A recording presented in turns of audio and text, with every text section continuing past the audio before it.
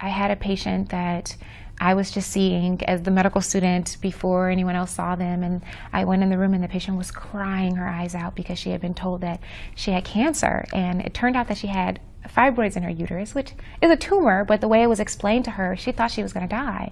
And as a medical student, you don't have a lot of information. Even as an intern, you don't know what everyone knows. You know, you're still learning. But to be able to explain to her, like, this isn't the end of your life. This is something that we can do, and to be able to put it in her terms, and being not quite an attending yet, you still explain things simply for people, and you still are able to give them information that makes sense to them.